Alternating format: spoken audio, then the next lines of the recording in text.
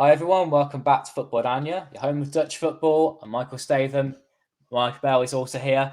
We have lots to talk about in the world of Dutch football, and the Dutch Cup final has just finished for us at the time of recording. We've got that to discuss. PSV are the winners. Lots of questions came in on Twitter from you lot asking about the Netherlands. We'll get onto those a bit later in the show, and we'll finish with lots to do with the Eredivisie with only like 4 match weeks left of the campaign. You're getting to the business end of the season. Mike, how you doing? Yeah, I'm all good. Yeah, there's a lot to talk about. I don't think we just watched the classic final. I think that No. towards the end of it, towards the end of extra time, I was about falling asleep during that. But Mm. yeah, yeah, I guess we've got a lot to talk about in terms of Ajax and what this means for the league and everything. But yeah, it was not the best final to watch. No, it definitely wasn't. Ajax won, PSV won, PSV won on penalties. I just wanted it to be over. The extra time just felt so unnecessary. We had an okay second half. First half, it seemed to be spent mostly fighting and arguing over stuff. I was quite surprised someone didn't throw something onto the pitch and we didn't have it cancelled as well, given Yeah, recent events. But it did finish eventually, and some dreadful penalties from Ajax. We were just talking before we came on about Alvarez's penalty. I think John couldn't believe his luck. It sort of dribbled towards his feet and he could just sort of kick it away. But Brian yeah, Bobby, Jurgen Timber missing penalties. Xavi Simons stood out, didn't he, for some positives, but again wasn't his finest performance. A real drab game. But did you have your eye on some of the bigger names in that game, Mike? Especially the ones with the Netherlands. And did you wonder, are some of these players cut out for this level long term with Ajax and the Netherlands national team? One of Kim was watching, wasn't he? yeah. I think it's interesting that Koeman was in the stands again. Obviously, watched the league game last week where PSV demolished Ajax in the league, but Very impressive. this was a different type of game. Obviously, neutral ground, different occasion, pressure. And I think that yeah, if you're going to name one player that stood out from either side on the pitch for some positive actions, at least it would be Xavi Simons, because for the equaliser, it was him that dribbled the ball past a couple of players, got the cross in, and Hazard was there to finish it off. And I guess for Ajax, looking at positives, Robbie got himself into the right positions, but finishers for like a top class Eredivisie striker that I've seen in the past few years. Like he gets through and he gets in so many good positions and he does things so well, and then it comes to the finish and he just can't do it at the end. Like three big chances today. His penalty was awful. I think Kimmel would have been watching that with a keen eye to see that yes, he can cause havoc for defenses, but when it comes to finishing, he's got so much to work on. But I think that I was saying to you before we started that Davy Klaassen, I mean, he played the full 90 minutes, but I think that was because there was no options on the bench for Ajax. They only had kids by that point, and he eventually came off with an injury just before the end. But one, he was on the pitch for 90 minutes and did absolutely nothing well at all. He nearly gifted PSV a goal by giving Gus Till the ball, and other than that, he was anonymous. And if you're Ronald Koeman watching that, and you're watching Joey Veerman at the other end, at least try and do something. And you're watching Davy Klaassen run around like a headless chicken for 90 minutes. You got to only pick one in your squad, and surely over the past 2 weeks, you've seen enough of Davy Klaassen to know that he's not at this level anymore, and it's time to start taking players like that out of the squad because there's other options around Europe. There's other options in the Eredivisie that are better suited to the Netherlands game, and it's time for players like that to go. And in terms of Julian Timber as well, I mean, this was his last chance to win a trophy with Ajax before he goes. He's spoken yesterday about he expects to leave this summer, um, Mm. and yeah, he missed his penalty and he played okay. I mean, defense he didn't do too badly against Luke De Jong, but it's gonna be him leaving disappointed at a trophyless season. So yeah, it'd be interesting to see where he goes in the summer if there's such a big clamber to get him, whereas there was last season, or whether there'll only be one or two interested clubs and he has to make a sort of mid step before he gets to the top of the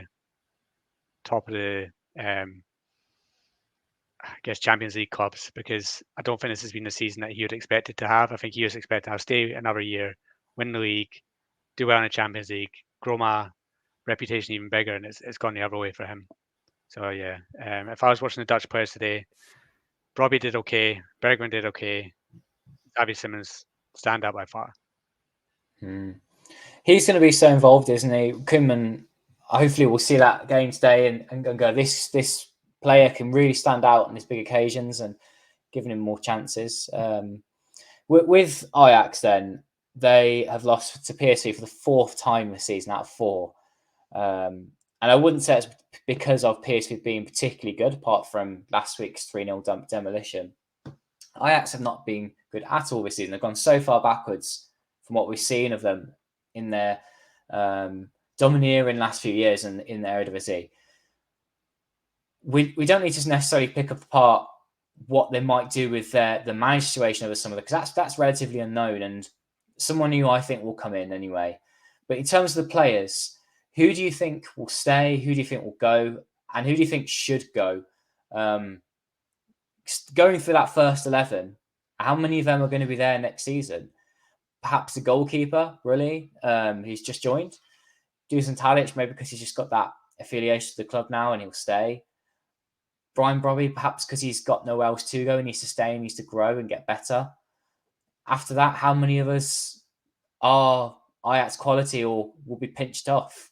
We said about Timber possibly going. Edson Alvarez could have left last summer. He'll no doubt we wanted to go now, but I just don't see what big moves they get now. I was trying to think where does Alvarez fit in or Timber fit in the Premier League now. I'm not sure they do. I think, to be honest, they'd suit somewhere in Italy.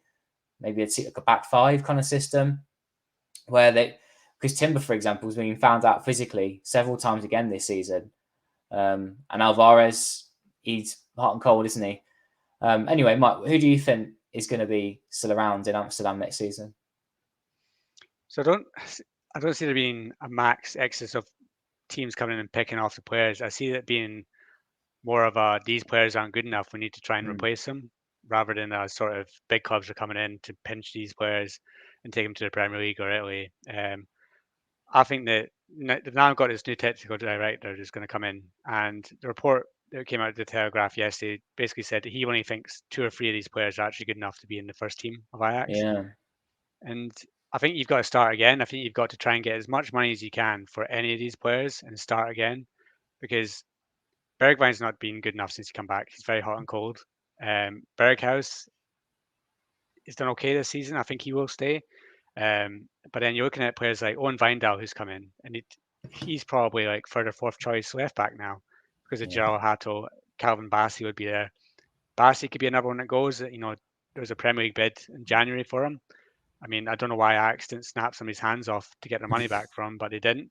And I think if another club comes in for him this summer, they might just cut their losses, because they might think he's a 40 million player, but he definitely isn't. And I don't think he's going to go that way. So I think that if you can get rid of him, you have to. And then the problem I see is Edson Alvarez and Jurgen Timber are the only 2 players that I think they can make a good sum of money on. The rest of them, I don't think they can.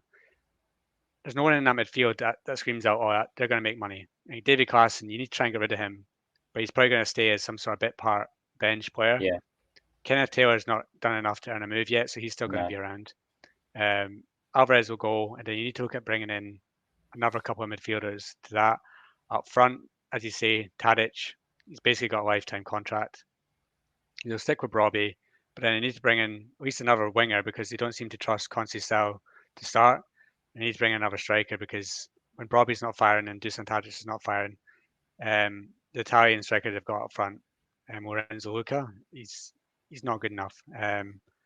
They brought him in from a 2nd division side in Italy, and I don't think he's proven that he can be an Eredivisie striker. He's got something different. He's really tall, but at the moment he's not good enough. So I think they need to go out and buy another striker. So if it was me, I'd try and get rid of as many players as they can, and start again with 5, 6, 7, 8 new players, and try and feed in some of those younger ones that are coming through, like Voss, like Götze, who came on today, Hato. Try and utilize some of these players, because the ones that they've given chances to this season just aren't good enough for this level, and especially if they want to go far in the Champions League.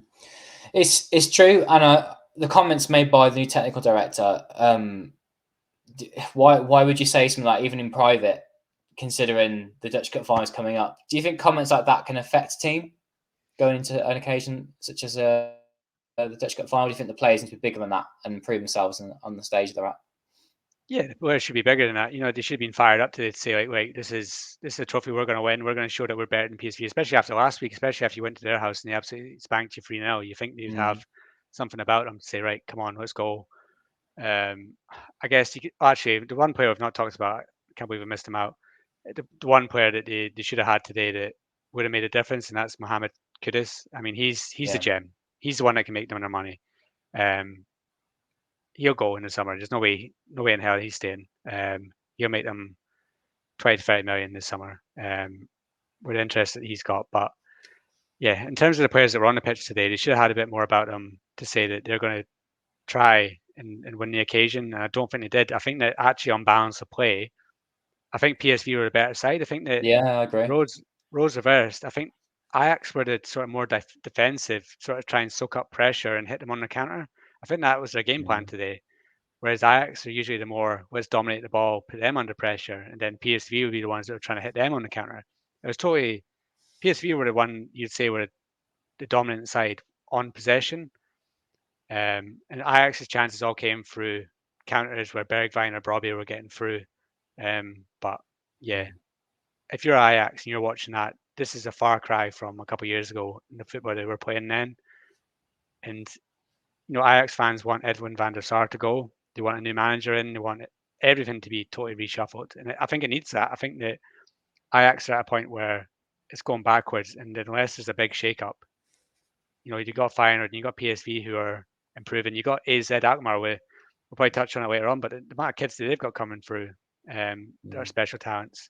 They can't afford to have another seasons where they just do absolutely nothing. So yeah, it's a massive summer for them. I think that if the fans get their way, there'll be a lot of change. Yeah, and it's nothing to say that Ajax couldn't fall further down the league table. They could end up fourth still this season. Big game against AZ coming up. Let's talk about PSV, though. They've won the Dutch Cup.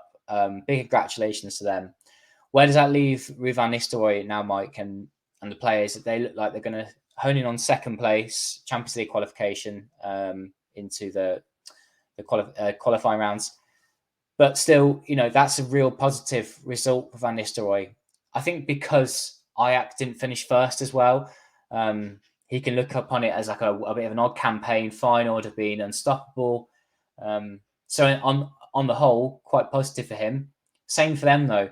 They could lose a few real key players this summer, given that a few already stayed a bit longer, such as Sangare, a bit longer than anticipated.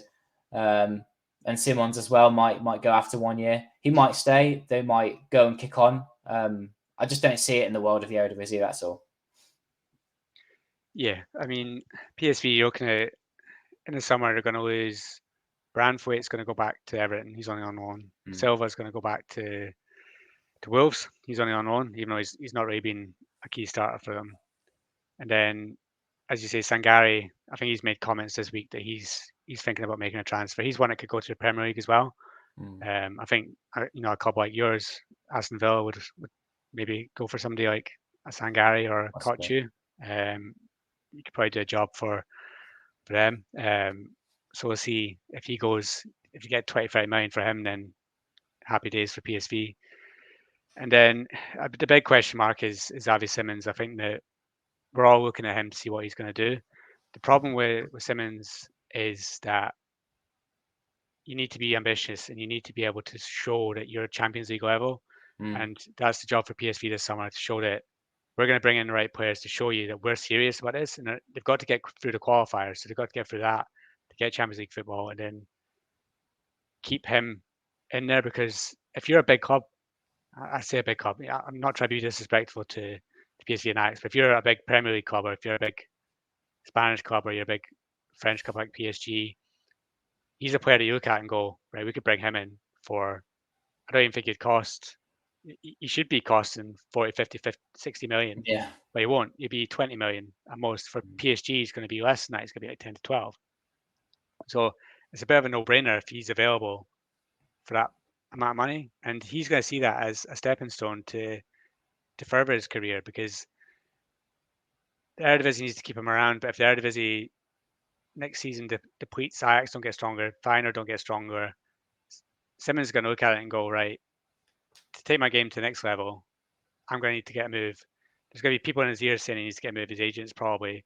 He's got to listen to people like Ruud van Nistelrooy is telling him to stay.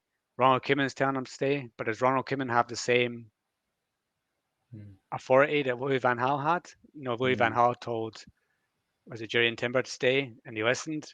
Is anyone listening to Ronald Koeman? I'm not so sure. So we'll see what happens with him in the summer. But I mean, we can all say that Simmons has made this season great to watch PSV just to watch him because he's been outstanding, and he's been one of the reasons to watch Eredivisie this season because he's so good. I think the horrible thing with him is, and it happened again today, is he seems to be on the end of a lot of homophobic chants from crowds. Like Spakenburg did it. There's another club that did it, and Ajax did it today. I mean, what are these people playing at? Why would you do that to? The reason that everyone's excited about the Netherlands national team at the moment is probably players like Simmons. He's going to be probably a star for Netherlands for years to come, and there's club love, and you try and put opposition players off, but the KNVB needs to stand in. They're doing it with the crowd trouble and ending games, but if chances of that are getting aimed at Xavi Simons, it's pretty disgusting and it needs to stop. But I hope that doesn't sort of put something in his mind that he needs to get out of the Netherlands, because it'd be a shame for the Eredivisie, because I think that he is now the poster boy for the Eredivisie, for me anyway, going into next season. I think he's a star man. And if you can keep him around, then it's a big draw for players in as well. And yeah, I want to see him playing for PSV. I want to see him playing for PSV in the Champions League. I don't want to see him going to PSG and sitting on the bench again. We're going to Barcelona and sitting on the bench where they play players that aren't good enough in front of him. I think the worry for me is that PSG are not playing well. At the moment, I think today they lost 3-1 at home to Lorient. If they're looking to bolster their attack next season, they've got somebody that knows the club, doesn't cost that much, and is potentially a world-class player. So yeah, that no, well said. Yeah, well said. Especially in a country as accepting as the Netherlands, it's a shame to hear about those chants happening aimed at Simons. I want to touch upon some of these questions you had in on Twitter. Thanks, people, for sending those in. A bit of a range, but mostly centering around the Dutch national team. I'm just going to pull it up again now. One of the first ones I actually bring up isn't quite to the national team, and it's to do with RZ winning the what's the actual name of the competition, Mike? It's like the Champions League for youth teams, isn't it? Yeah, it's the UEFA Youth League. That's it. Yeah. So we had a question in about the RZ team that won that. Big congratulations to them as well. It's that stage of the season that we've got all the winners of the competitions. It's from @MNE-Oranje, and they said the national team status of Jaden Adai from Young RZ is quite unclear. Only young left-footed right winger that the Netherlands has. Any information about him and his recent call-ups? Mike, do you know any information about him and just about this team in general? Who are the big stars of that side, and is Adai one of them? Yeah, definitely. Adai, right winger, which I think we all know that Netherlands are, or he is, and play for Netherlands, and he can play for Ghana. I have noticed that in the most recent call-ups for 17s, under 18s, he wasn't part of it. But at the moment, I wouldn't say that's too much of a reason to panic, because there are times with last time with the under 19s that didn't reach the second qualifying round of the European Championships. It's because basically they got blocked from calling up a player, players from going to wise if they don't see why they should be playing at this game as a friendly or so like that. Now, Jaden Adai is one that, as far as I can see, hasn't represented Netherlands yet, but he's not represented Ghana yet. So I think that if you're coming up next year and the qualifiers for the under-19 championship come around, he should be part of the squad, and I think he will be. But he is one to keep an eye on, because at the moment it isn't 100% certain. But until he plays, full-time football, it's not going to be 100% certain which country he's going to play for anyways. So it's a bit early to say whether he's going to choose us or choose Ghana. So yeah, it's still a few years away from that yet. But I don't think he's one that we're going to say on next year he's going to be an option for Ronald Koeman. I think there is a couple of AZ players that could be that, but he isn't, for me, one of them. I think the one that I think you put a tweet out about this as well. The one that I think we can get excited about is the striker, and that's Max Meerdink, the young forward who not only scored the crucial penalty for AZ in the Conference League against Anderlecht, then went and scored 2 goals in the final. He actually finished as joint top goal scorer in the tournament. He's the one that I think that we can all get behind. He's already playing minutes for the first team regularly right at the moment. He's on the bench most games. Scored quite a lot of goals for young AZ this season in the second division. And what do you think happens to him next season? Because Pavlidis is very likely, I'd say, to get a transfer now. Does he become the first choice striker outrageously for RZ? Or is he going to be second choice behind someone else they'd have to bring in? It would be very RZ to take a punt on him, wouldn't it? And to make him the first choice striker. I think that he definitely becomes an option for them. I think that he will be a regular in the first team. I don't see him, whereas this season he's been young AZ striker. I think next season he will be a full-time part of the first team squad. And then if Pavlidis does go, which we all expect that he will, it'll be between,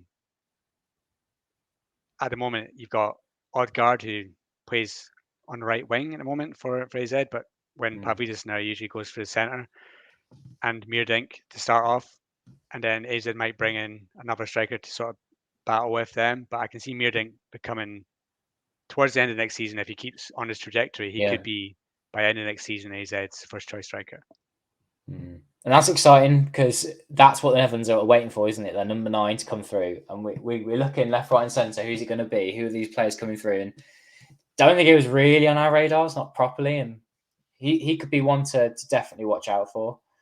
Another question. Let's look at, there were 2 people that asked about who would our starting 11 be for the Nations League games coming up. RGN Huskies asked that on Twitter. Who's the starting 11 right now for the Nations League? And another one as well from Jules DeVitt. Who would you pick at the moment? There are some players that I know you're going to pick. You're going to pick those main key players, aren't you? But what kind of systems they also fit into? What does that midfield look like? Are there going to be 2 deep line players? Do you go with Wijnaldum because you know that it's Koeman?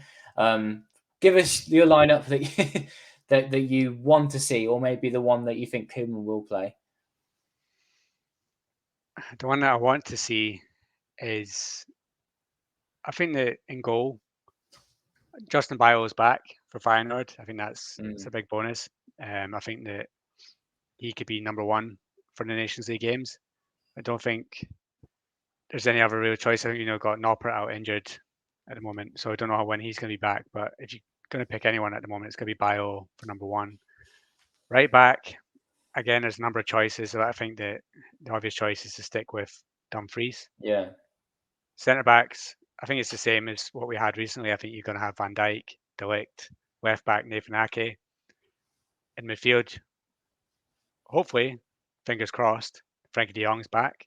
And Toon Koopmeiners is back as well. So then you could line up with those 2.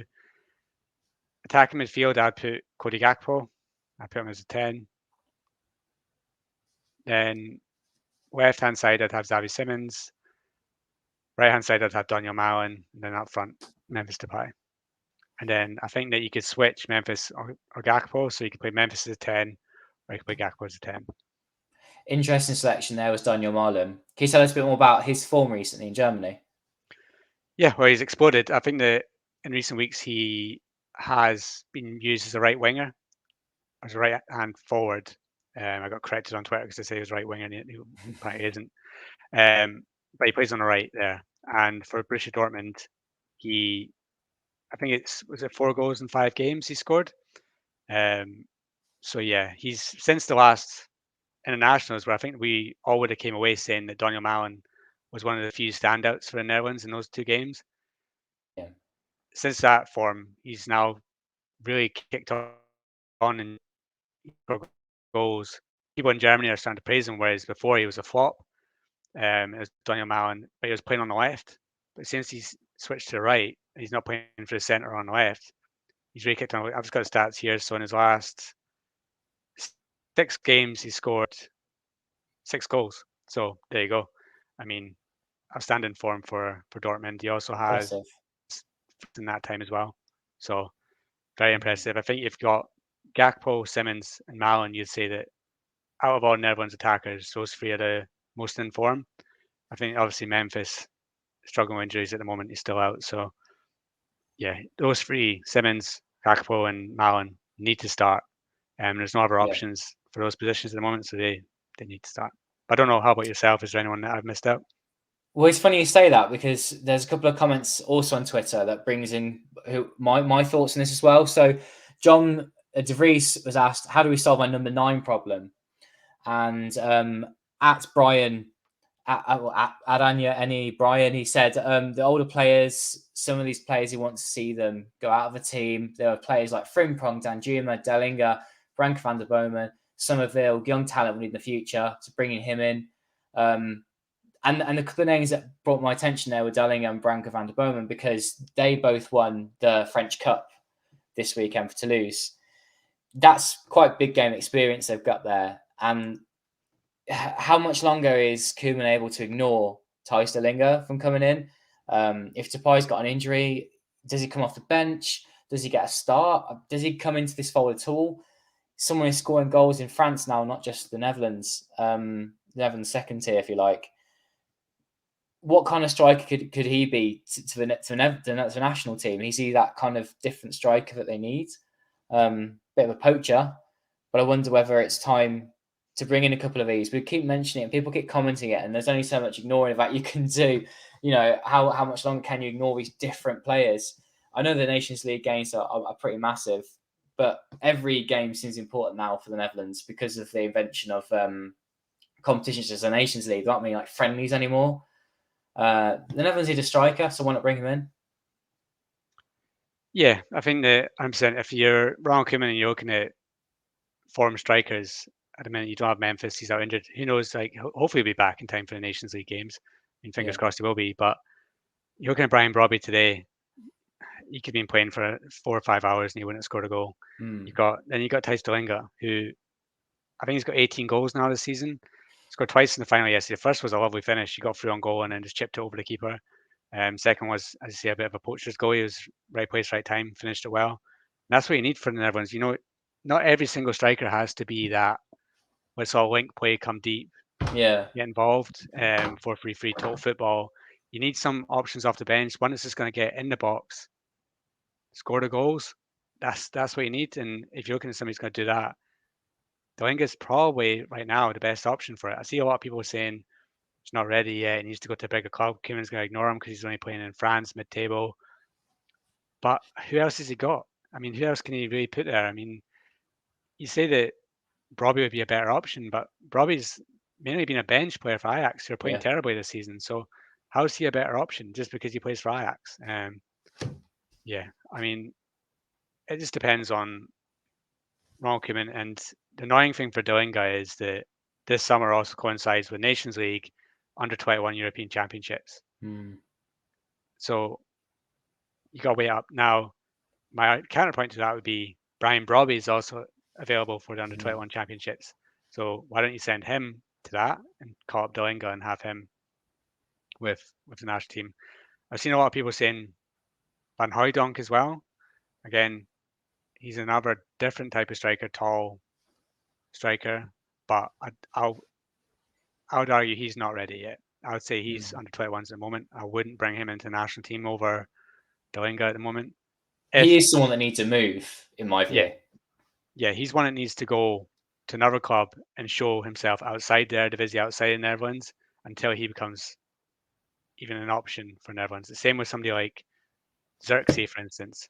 He did it at Anderlecht last season, but this season he's done absolutely nothing for Bologna. So until he goes and does something at a club outside the Netherlands, then he doesn't really become an option for me. So I would pick Delinga for the Nations League and move Brobby to under 21s. That'd be my choice, but we all know that Koeman and Dutch managers have a Eredivisie centric selection policy. So let's see what happens.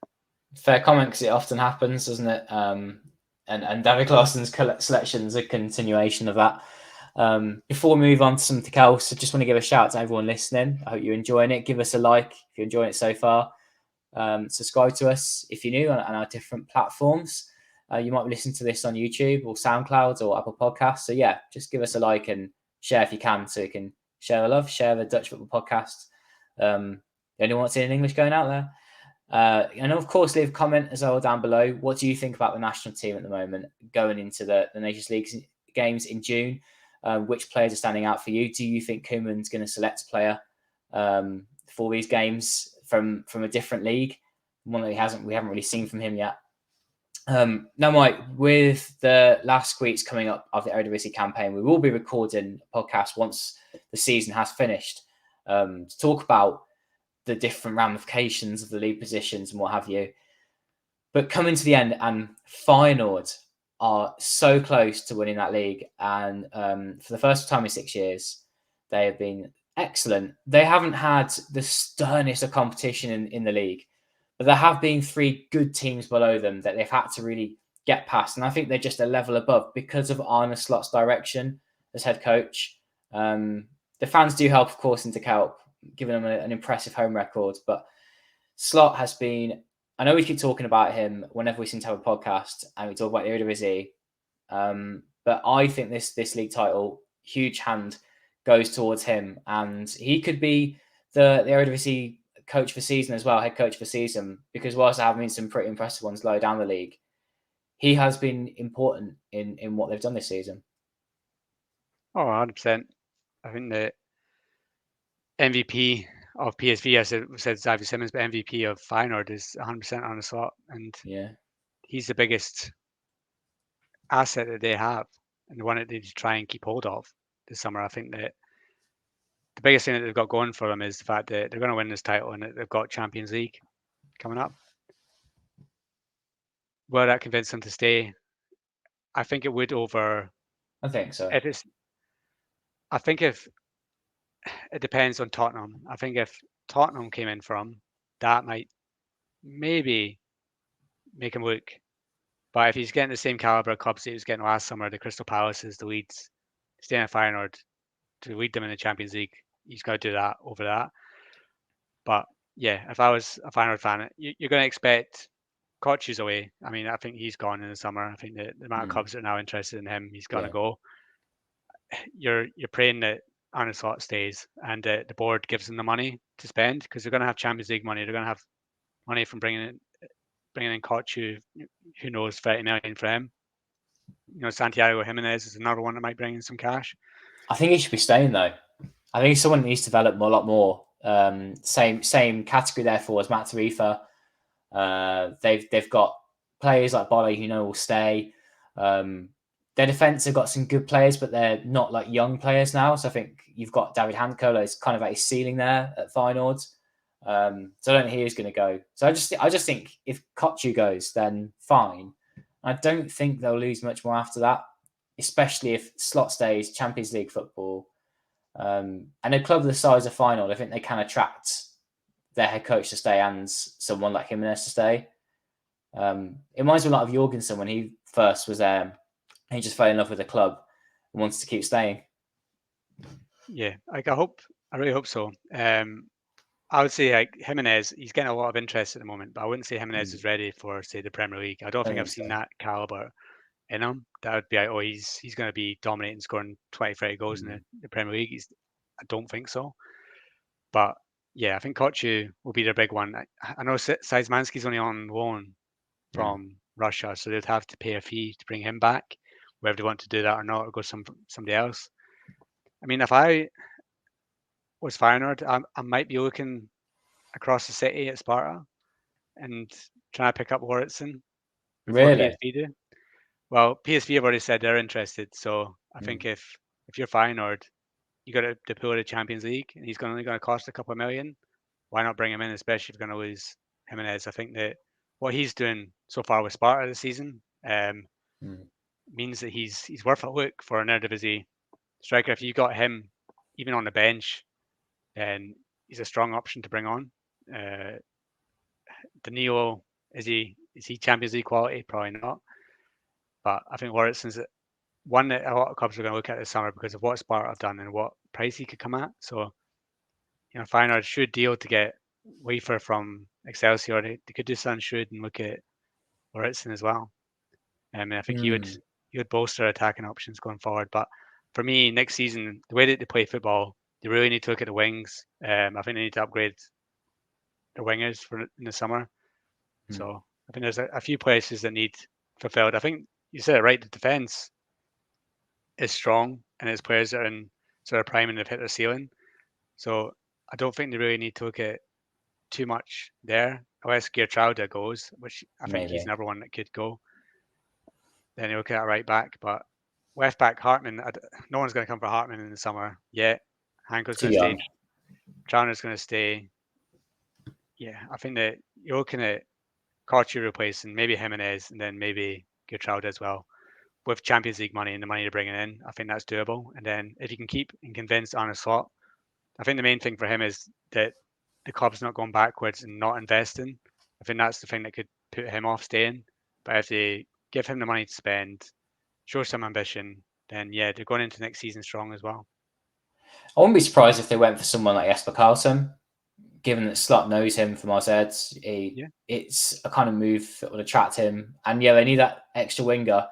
For me, I think Paschal is getting better, isn't he? And he's getting close to what Sinisterra was doing for Feyenoord. But he's still got a bit more to go, hasn't he?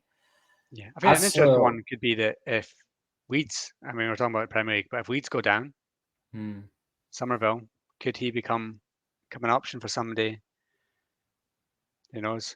But whether you'd go back to Feyenoord after leaving, maybe not. But it could be an interesting one to watch for Eredivisie clubs if Leeds go down. No, that's a really good shout. We could touch upon RZ, but I think I'm going to leave that because there will be a bit of a preview kind of thing going on for their Conference League game with West Ham. But Sparta Rotterdam continues to do really well. And it's funny you say about Lauritsen there. His heading ability is amazing. He's won, I think it's like 2 or 3 times the amount of headed aerial duels than any other player in the Eredivisie. So he has his strengths. It just makes me think he might be attracted to do something like Giacomakis did, where going to like a Celtic or Rangers or possibly like the Championship. I just don't know about the top of the Eredivisie. I don't know if PSV would play him that often, and I guess it kind of suits a direct style of play though, and maybe he's the second choice striker when De Jong can't play. That's the kind of deal that they'll be looking for there. But yeah, they've got some good players and players that have come out of the woodwork and, despite not being that young anymore, have impressed. I mean, Nikolai, for example, goalkeeper. You've got Wouter van Krooij, who was a bit of an average winger before in the Eredivisie, signing out there. Yeah, what a season they've had. Yeah, and you got speaking of PSV, you got Shrandi Sambo at right back as well, who's sharing for them. It seems to be like sort of a bed for good right backs to have some time at Sparta. You got like Dumfries, you got Anuik, you got Sambo coming through. I think that's an exciting place for right backs to go because he seemed to develop well there. I think that he'll be basically fighting for a first team slot at PSV next season because he's been that good for Sparta this year, and it's just an incredible job. Morstein's done there. I think that the thing that they would be battling for, top 5 this season is crazy, and I think he's got the best out of the players that he's got. And you look at Sparta over the past couple of years, they've probably lost anyone that's come through that's been any decent. Like Harui, he went off to Sassuolo, but they always seem to find some players to pick up or bring on the loans or cheap deals. Like Lauritsen has been incredible, and yeah, I think that if they can sneak a European spot for next year, I mean, that's incredible, and who knows where they can go? Because if you're going to pay them 20 or hit and miss at the moment, you've got Utrecht. Yeah, like they're not having the season I thought they would have. And then you got probably another club that's going to sneak in there. It might be like a Herenveen. NEC for him. Yeah, NEC. Like you got clubs like that, they can maybe sneak in there to the playoffs. But Sparta, got a better chance than anybody of getting that European spot, and I would say it's fully deserved if they do make it. And it would be the next thing that they need to do to kick on and try and attract some better players and try and convince a couple of players to stay if they've got a little bit of European football to offer. We've seen it with the past, like Vitesse, maybe not getting as far as they can because you come up against a side that's like a Fiorentina that just knocks them out straight away. But you got to hope that for clubs like Sparta that need to progress and get better, you need European football, because I think that Eredivisie as a whole needs new clubs to step up and challenge, so it's not just the same ones over and over again. And Sparta are doing that this year. I think that they're the kind of club that I want to see push on and become better than what just a mid-table average Eredivisie side. Get a bit of ambition, try and challenge for a European spot, go up there with the Utrechts in the next levels, and then see where you can go after that. Because I think we can talk about the Dutch coefficient. If Netherlands are going to overtake, they've overtaken Portugal. If they're going to overtake France and become that so-called top 5 league, I've seen a lot of people saying it's a lot of nonsense that they're above France, but if you perform better than France, you're going to be above them. Yeah. So, and that's what's happened. So, in order to keep that 5th spot, they're going to need clubs like Sparta, like Utrecht, like Heerenveen to sort themselves out and become more consistent in battling for Europe and getting better players in, not signing players from German 3rd divisions and Danish 2nd division, stuff like that. Like bringing in better players, better infrastructure, getting all the clubs to get rid of their plastic pitches, which is something that is happening. I think that Heracles are coming up and they're saying they're going to get rid of theirs, which is great. And then every of these clubs can push on.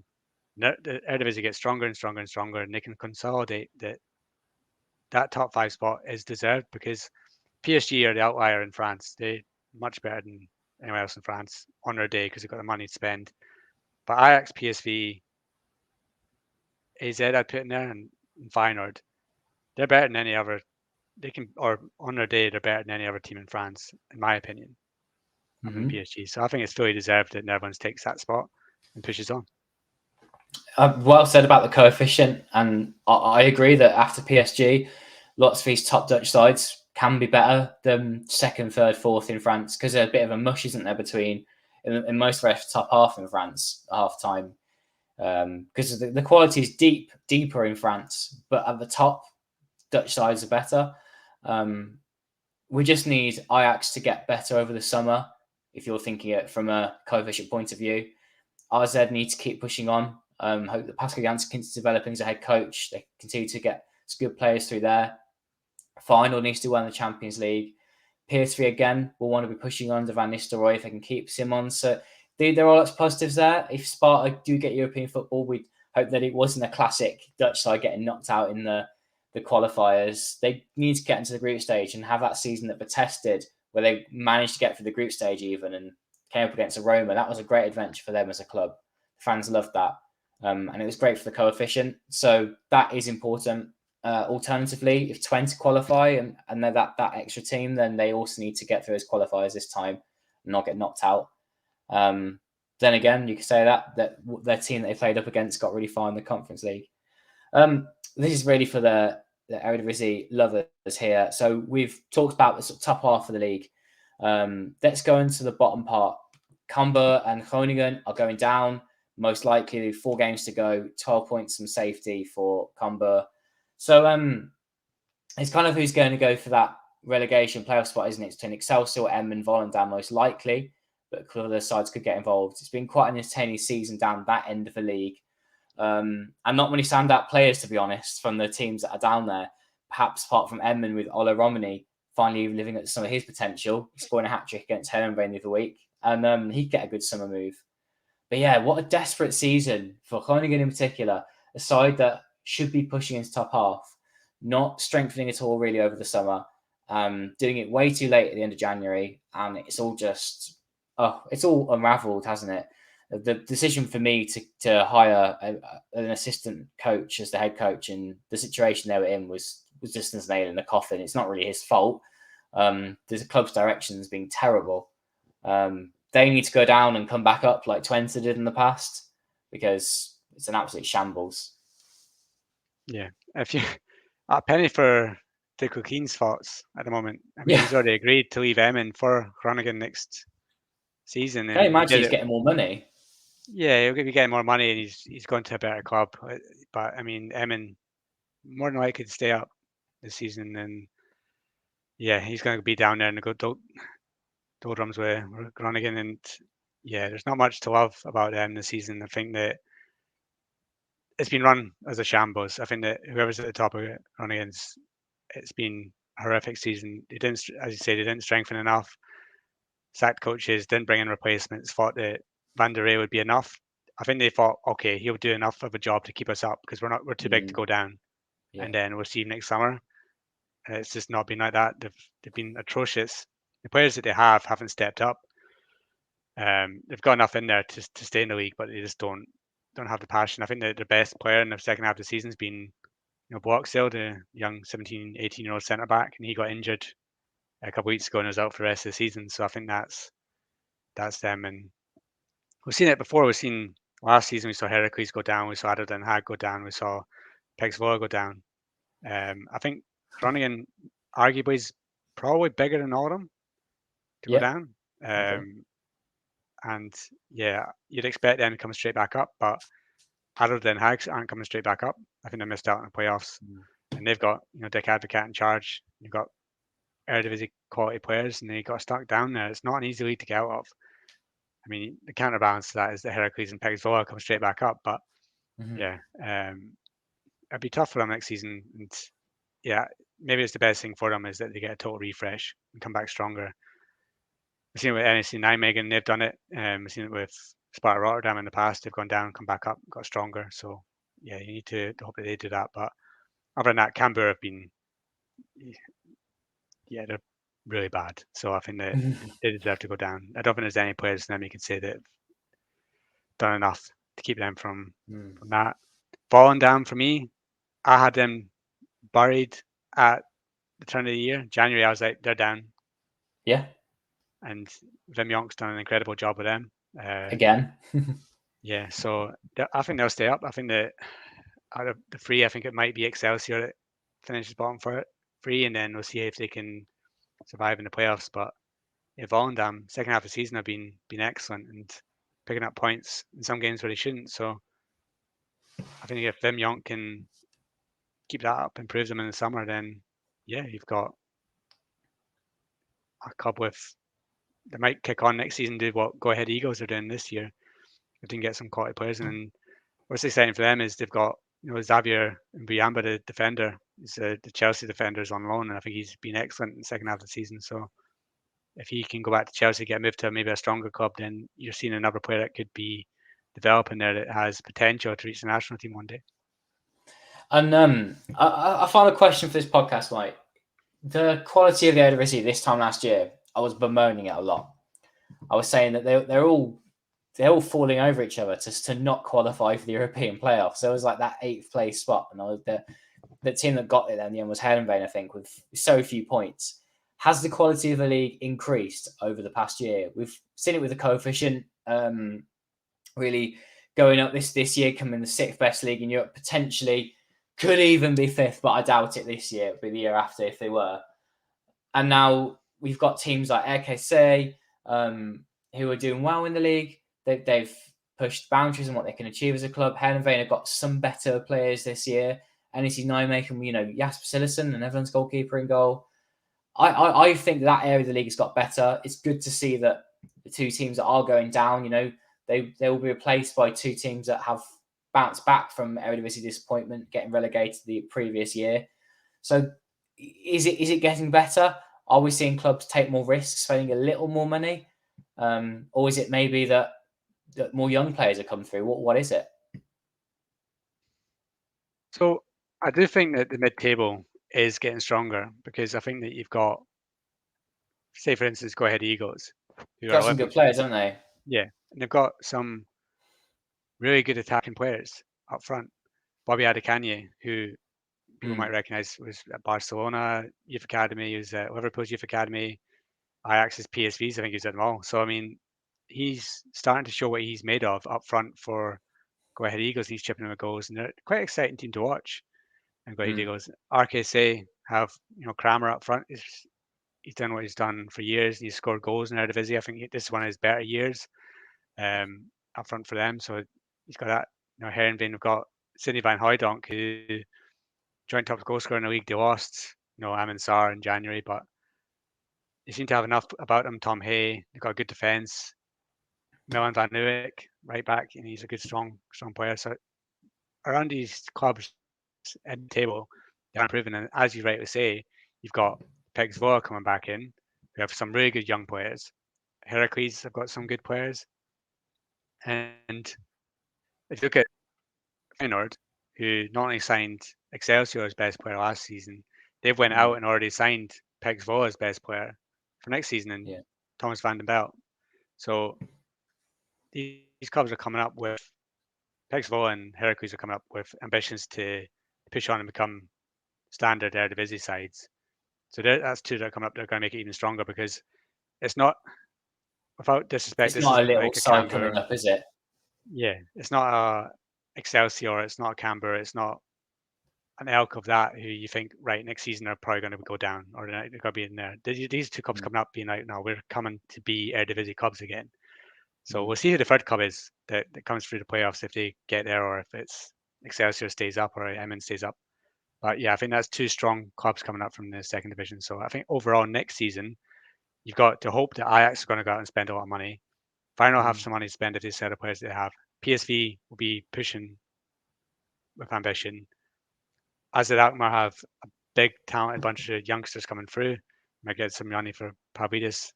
I think overall, the Eredivisie next season is going to be even more exciting than this one, and it's going to push on. There's going to be extra money in there for extra European places. We've got two full qualifying Champions League places to fight for next year, which is going to make it even more competitive at the top. So I think if you're looking at coefficient-wise, Eredivisie-wise, everything's going in the right direction, I'd say.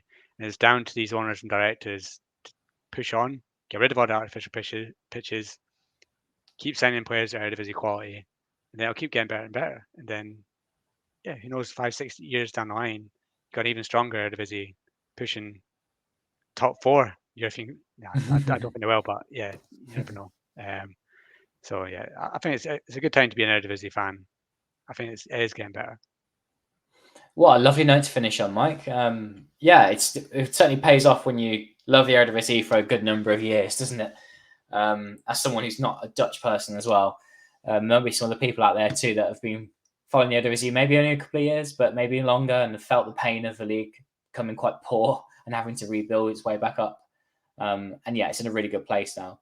So just one final call to everyone. If you haven't given this a like already, give us a big like wherever you're listening. And comment on YouTube if you've enjoyed a particular aspect of the podcast, whether that's about the Netherlands or Dutch Cup. Well done PSV again, if you're a PSV fan. Just get reminded that you won the cup final. Or if it's about any of the questions we've been answering today, do let us know your thoughts in the comments.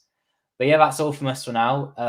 More to come with the West Ham RZ Conference League semi-final to come, and the Nations League to come, the end of the season in the Eredivisie. We'll be uploading more and more as those things come up. So yeah, stay tuned to Football-Oranje. And of course, loads more on the website. Always churning out content, aren't you, Mike? Especially for the Eredivisie that's coming up now. Yeah, so stay tuned, and more from us soon.